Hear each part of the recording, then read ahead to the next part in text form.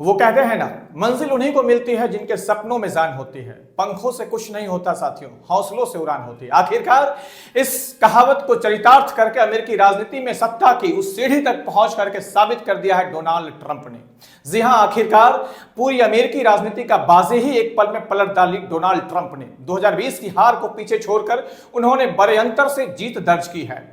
भले कई लोग इससे हैरान हो, लेकिन जमीनी हवाओं से ही ट्रंप की जीत की संकेत दे रही थी। 10 अरब अमेरिकी डॉलर से ज्यादा खर्च और बेहद विवादित प्रचार अभियान के बाद आखिरकार डोनाल्ड ट्रंप अमेरिकी चुनाव 2024 जीत कर राष्ट्रपति बन ही गए। यह जीत इस मामले में भी ऐतिहासिक है कि करीब 230 साल के अमेरिकी लोकतंत्र के इतिहास में डोनाल्ड ट्रंप से पहले सिर्फ एक अमेरिकी राष्ट्रपति ने चुनाव हारने के बाद फिर जीत हासिल की थी। वह भी 131 साल पहले डेमोक्रेटिक पार्टी के एक नेता हुआ करते थे ग्रोवर क्लीवलैंड ने, जिन्होंने दोबारा चुनाव जीत हासिल की थी। इसी कारनामे को फिर से दोबारा चरितार्थ किया है। दोबारा इस सपने को साकार डोनाल्ड ट्रंप ने अमेरिकी इतिहास में किया है, जो 1885 से क्लीवलैंड की अगर हम बात करें तो 1885 से 1889 तक अमेरिका के राष्ट्रपति रहने के बाद रिपब्लिकन पार्टी के बेंजामिन हैरिसन से चुनाव हार गए थे।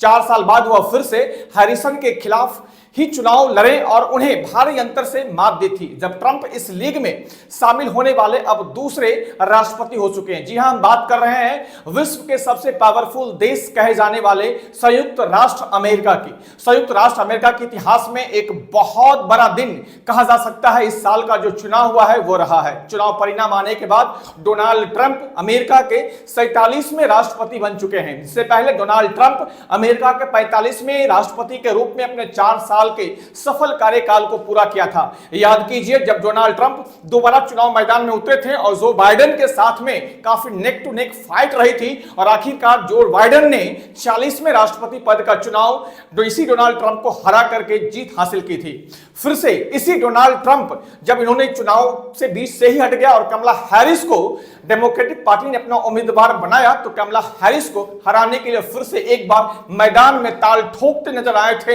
हमारे डोनाल्ड ट्रंप साहब। डोनाल्ड ट्रंप फिर से नए राष्ट्रपति के लिए चुने जा चुके हैं और आने वाले 2025 के 20 जनवरी को यह अमेरिका के 47वें राष्ट्रपति पद की शपथ भी लेंगे। आइए जरा सा समझते हैं अमेरिकी इतिहास को, इस चुनाव में क्या क्या उतार चढ़ाव रहे थे, कैसे इस इतिहास ने वो तमाम कयासों के दौर को पलट के ही रख दिया जिसमें चुनाव के दरमियान में यह कहा गया था कि कमला हैरिस इस बार हो सकता है अमेरिका की पहली महिला राष्ट्रपति बन जाए। क्योंकि इससे पहले आज तक के इतिहास में, अमेरिकी इतिहास में अगर आप उठा करके देखिए तो एक भी महिला राष्ट्रपति आज तक हुई ही नहीं हो। लेकिन अमेरिकी राष्ट्रपति पद के लिए चुनाव लड़ने वाली ये कमला हैरिस ये दूसरी महिला थी। इससे पहले भी एक महिला ने अमेरिकी राष्ट्रपति पद का चुनाव लड़ चुकी है। आइए समझते हैं जरा सा इस फिगर को समझने की कोशिश की। जो पीछे जो आप विशाल ये जो भवन देख रहे हैं, ये भवन अमेरिका का व्हाइट हाउस है। इसी व्हाइट हाउस तक पहुंचने की रेस कमला हैरिस और डोनाल्ड ट्रंप के बीच लड़ी गई थी और कहा जाता है कि अमेरिकी राजनीति के ट्रंप कार्ड साबित हो गए थे ये डोनाल्ड ट्रंप साहब। अब जरा सा हम लोग बात करते हैं कि सीटों का आकलन करते हैं। अगर आप देखेंगे तो इस चुनाव में ओवरऑल कहा जाए तो 295 सीटों पे डोनाल्ड ट्रंप को जीत मिली थी, वहीं पे 226 सीटों पे कमला हैरिस को जीत मिली। अगर हम अमेरिकी कांग्रेस की बात करें तो अमेरिकी कांग्रेस में सीटों की संख्या 538 है और किसी भी पार्टी को सरकार बनाने के लिए 270 सीट चाहिए। स्पष्ट मेजोरिटी के साथ डोनाल्ड ट्रंप फिर से 47वें प्रेसिडेंट के रूप में अमेरिका में वापस आ चुके हैं। जरा सा ये देख लीजिए, पूरी की पूरी अमेरिकी मैप है। जो रेड कलर वाले सारे के सारे एरियाज आप देख पा रहे होंगे, ये वो क्षेत्र हैं जहां पे डोनाल्ड ट्रंप ने जीत हासिल की है, जबकि ब्लू वाले एरिया को अगर देखा जाए ये पूरे के पूरे वो क्षेत्र हैं जो निर्णायक साबित रहा है कमला हैरिस के मतदान के लिए। अब जरा सा हम बात करें कि वोट परसेंटेज की, तो देखिएगा कि 47.6% लोगों ने अमेरिका में राष्ट्रपति पद के लिए अपनी पहली पसंद के तौर पर कमला हैरिस को चुना था। वहीं अगर देखा जाए डोनाल्ड ट्रंप के फेवर में 50.9% लोगों ने अपना मतदान किया। अगर हम पिछली बार से तुलना करें डोनाल्ड ट्रंप के इस बार के इलेक्शन की, तो 5% का मतों का गिराव देखा गया है डोनाल्ड ट्रंप के चुने जाने में, क्योंकि पिछली बार डोनाल्ड ट्रंप को 55% के करीब मत प्राप्त हुआ था राष्ट्रपति के चुनाव में।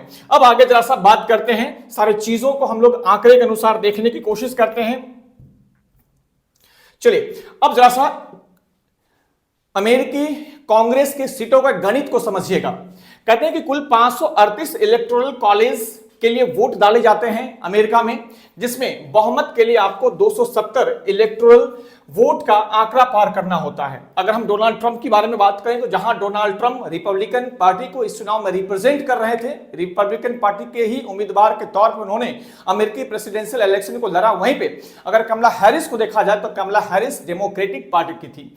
आप सभी लोग जानते होंगे कि अमेरिका में द्विदलीय पद्धति की व्यवस्थाएं हैं, यही दोनों दल अक्सर चुनाव लड़ते हैं और यही दोनों दल में जीत हार तय होती है और यही तय करते हैं अमेरिकी इतिहास का जो अगला 4 साल कैसा भविष्य रहने वाला है। यही दोनों पार्टियां तय करती है।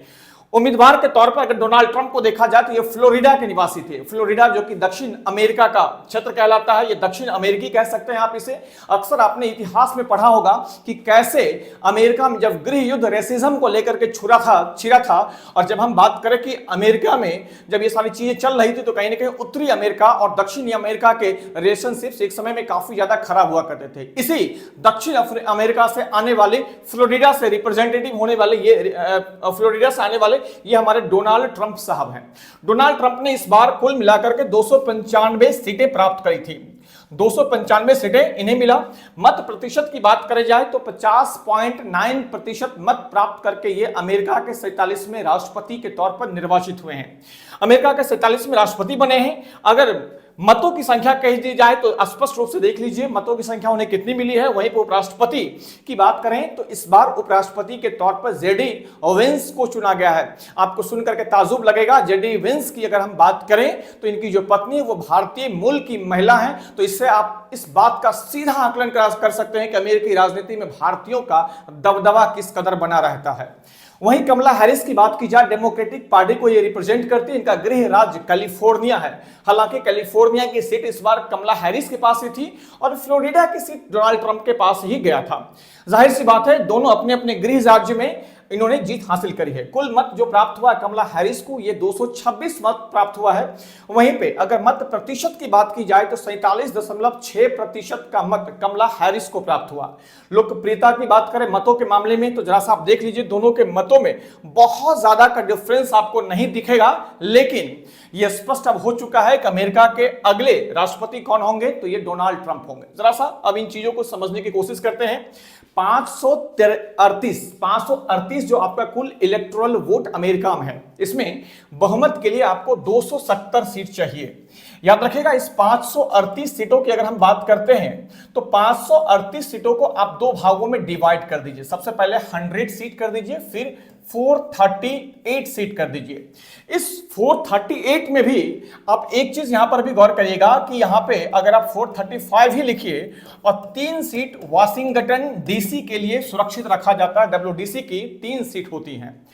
इस 435 सीटों की बात करें तो 435 सीटें जो होती हैं अमेरिका में वो हाउस ऑफ रिप्रेजेंटेटिव की होती है, जहां पे लोगों का चुनाव सीधे जनताओं के द्वारा किया जाता है। अगर हम हाउस ऑफ रिप्रेजेंटेटिव की तुलना भारत से करें तो हम ये कह सकते हैं कि ये भारत का जो लोकसभा कहलाता है, लोकसभा के निचले सदन के तौर पर हम इसे बता सकते हैं। वहीं पे अगर हम सीनेट की बात करें तो अमेरिका में सीनेट के सदस्यों की संख्या 100 होती है, याद रखिएगा। और सीनेट की तुलना अगर हम भारत में करें तो भारत के राज्यसभा से कर सकते हैं। सीनेट में प्रत्येक सदस्य की बात की जाए तो प्रत्येक 2 साल पे 1/3 1/3 मेंबर जो होते हैं वो रिटायर होते हैं। याद रखिएगा, सीनेट में मतलब प्रत्येक 2 साल पे 1/3 सदस्यों का चुनाव फिर से सीनेट में किया जाता है। यहाँ के सीनेट काफी ज्यादा पावरफुल होते हैं, याद रखेंगे। उसके बाद हाउस ऑफ रिप्रेजेंटेटिव की बात करें तो राष्ट्रपति का चुनाव प्रत्येक 4 साल पे अमेरिका में होता है। अमेरिका में एक राष्ट्रपति का कार्यकाल हमारा हिंदुस्तान की तरह 5 साल का नहीं होता है। अगर हम बात करें कि एक व्यक्ति अधिकतम अमेरिका में कितने साल तक राष्ट्रपति के पद पे अपने आप को सुशोभित कर सकता है, तो आप याद रखेंगे सिर्फ 8 साल। कहते हैं कि मात्र 2 कार्यकाल के लिए कोई भी व्यक्ति राष्ट्रपति के पद के तौर पर चुना जा सकता है। अब जरा सा अमेरिकी इतिहास से कुछ इंटरेस्टिंग फैक्ट्स के बारे में हम लोग समझते हैं। मैं बात करूं तो फ्रैंकलिन डी रूजवेल्ट का आपने नाम सुना होगा, जो अमेरिका के पूर्व राष्ट्रपति रह चुके हैं। ये अमेरिकी इतिहास के वो पहले व्यक्ति हैं जिन्हें 4 बार अमेरिका में राष्ट्रपति के लिए चुना गया था। इससे पहले न किसी को चुना गया और इससे बाद न किसी को चुना गया, और शायद अमेरिकी इतिहास में दोबारा यह कारनामा करने वाले कोई दूसरे व्यक्ति हो ही नहीं सकते हैं। इसका भी कारण है 1951 ईस्वी में जब अमेरिका के संविधान में 27वां संशोधन किया गया तो यह बातें तय करी गई कि कोई भी व्यक्ति मात्र 2 कार्यकाल के लिए ही अमेरिका में राष्ट्रपति पद का चुनाव जीत सकता है। अर्थात एक व्यक्ति, अगर मैं डोनाल्ड ट्रंप की बात कर लूं तो डोनाल्ड ट्रंप एक बार राष्ट्रपति रह चुके थे, दोबारा ये फिर से राष्ट्रपति पद के चुनाव लड़े और ये राष्ट्रपति पद के चुनाव को जीत भी गए हैं। अगले 4 साल तक ये अमेरिका के राष्ट्रपति रहेंगे। तो अगर इस 4 साल के कार्यकाल को देखा जाए और पिछले 4 साल के कार्यकाल को देखा जाए तो दोनों जोड़ करके 8 साल हो जाते हैं। अर्थात अगर डोनाल्ड ट्रंप चाह भी लें तो तीसरी कार्यकाल के लिए ये अब अमेरिका में राष्ट्रपति पद का चुनाव नहीं लड़ सकते हैं। लेकिन वहीं पर जब हम भारत की बात करते हैं तो भारत में जब तक जनता चुनती रहेगी तब तक कोई व्यक्ति जीतता रहेगा। याद रखेगा, यहां पर इसकी कोई भी बाध्यता का वर्णन हमारे संविधान में नहीं किया गया है। ये तमाम चीजें याद रखिएगा। तो देखिए, अगर अमेरिकी सीनेट की बात करें तो अमेरिकी सीनेट में अभी 52 सीटों पे कब्जा 52 सीटों पे कब्जा किसका है? ये रिपब्लिकन पार्टी का है। जी हां, रिपब्लिकन पार्टी, जिससे हमारे डोनाल्ड ट्रंप साहब आते हैं। वहीं पे हाउस ऑफ रिप्रेजेंटेटिव की बात करें तो 198 सीटों पे हाउस ऑफ रिप्रेजेंटेटिव में डोनाल्ड ट्रंप साहब का कब्जा हो चुका है। कुल मिलाकर के अगर देखा जाए तो हाउस ऑफ रिप्रेजेंटेटिव में भी बहुमत डोनाल्ड ट्रंप के पास में है और सीनेट में भी बहुमत डोनाल्ड ट्रंप के पास में है। अर्थात अगर फ्यूचर देखा जाए तो हम ये कह सकते हैं कि डोनाल्ड ट्रंप साहब अपने के रुखों में शायद कोई परिवर्तन ना आए। क्यों? क्योंकि इन्हें स्पष्ट बहुमत है दोनों ही सदन में, इसलिए किसी भी प्रकार की बेहतरी के लिए अमेरिका के लिए कोई भी सख्त से सख्त या कड़े से कड़े कानून लाए जाएंगे तो शायद डोनाल्ड ट्रंप के रास्ते में किसी भी प्रकार का कोई विपक्ष नहीं आएगा। ठीक है, तो ये हमारा अमेरिकी इतिहास रहा। अब जरा सा यहीं पर थोड़ा सा हम अपनी ज्ञान की बातों को कर लेते हैं, थोड़ा सा बढ़ा लेते हैं यहां से अपनी ज्ञान की बातें। आप सभी लोग जानते हैं कि जो हमारा हिंदुस्तान का संविधान है, ये हिंदुस्तान का संविधान एक प्रकार का मिश्रित संविधान है। कई देशों से हमारे संविधान में कई सारी चीजों को शामिल किया गया है। तो जरा सा ये समझते हैं कि अमेरिका के संविधान की किन खूबसूरतियों को भारतीय संविधान में शामिल किया गया है। अगर हम बात करें भारतीय संविधान में वर्णित मौलिक अधिकार की जो आप बात करते हैं, जो 12 से लेकर के अनुच्छेद 36 तक जिसकी चर्चाएं करी गई है, ये मौलिक अधिकार भी कहां से लिया गया है? ये अमेरिकी संविधान से ही लिया गया है। न्यायिक समीक्षा की बात करें, चाहे हम जुडिशियल रिव्यू की बात करते हैं, तो ये न्यायिक समीक्षा की अवधारणा भी संयुक्त राज्य अमेरिका के संविधान से ही हमारे हिंदुस्तान में शामिल किया गया है। न्यायपालिका की स्वतंत्रता की बात हो तो भारत और अमेरिका दोनों देशों के संविधान में न्यायपालिका की स्वतंत्रता का प्रावधान किया गया है। भारत की प्रस्तावना भारतीय संविधान में अमेरिकी संविधान की प्रस्तावना से प्रेरणा ली है, बट ये आप नहीं कहेंगे कि प्रस्तावना अमेरिकी संविधान से लिया गया है। प्रस्तावना तो आयरलैंड के संविधान से लिया गया है, लेकिन बात इंस्पिरेशन की बात आएगी, बात प्रेरणा की आएगी तो अमेरिकी संविधान का सीधा प्रस्तावना का छाप हमारे हिंदुस्तान के संविधान में भी दिखता है, हमारे प्रस्तावना में भी दिखता है। राष्ट्रपति पर महाभियोग की प्रक्रिया की बात की जाए तो अमेरिकी संविधान से ली गई है। सर्वोच्च न्यायालय और उच्च न्यायालय के न्यायाधीशों का निष्कासन भी है, यह भी हमारे अमेरिकी संविधान से ही एडॉप्ट किया गया है। साथियों, यह था हमारा अमेरिकी चुनाव का इतिहास जो कि 2024 में आप सभी ने देखा। तो यह विशेष कवरेज हमारा अमेरिकी चुनाव को लेकर के था। यहां से अगर आप देखोगे तो कई सारे चीजें आपके स्पष्ट सामने तौर पर खुलकर निकल के आएगी। अगर आप पीसीएस के स्टूडेंट्स हैं या आप यूपीएससी के स्टूडेंट्स हैं तो एक बातों को ध्यान में रखिएगा कि अमेरिका जो कि विश्व का सबसे शक्तिशाली देश कहा जाता है और विश्व के सबसे शक्तिशाली देश पे सबसे शक्तिशाली व्यक्ति के रूप में डोनाल्ड ट्रंप का पदार्पण हो चुका है। इनके आने से भारत और अमेरिकी संबंधों के बीच में कई सारी चीजें बदलेंगी। हो सकता है इनके आने से अमेरिका और यूरोप का संबंध बदले, हो सकता है इनके आने से मिडिल ईस्ट में कई सारे प्रभाव आपको दिखे जाएं। तो ये सारी की सारी चीजें जो होती है बिल्कुल इंटरनेशनल रिलेशनशिप की चीजें होती है। इन बात पर भी आप गौर करिएगा। जब भी किसी भी देश में सत्ता परिवर्तन होता है तो उसके आसपास की आबोहवा पे इसका सीधा असर पड़ता है, चाहे हम आर्थिक रूप से बात करें, चाहे सामरिक रूप से बात करें, चाहे हमारा विदेशी मामलों की बात करें, ये तमाम चीजों पे फर्क दिखेगा ही दिखेगा। जय हिंद।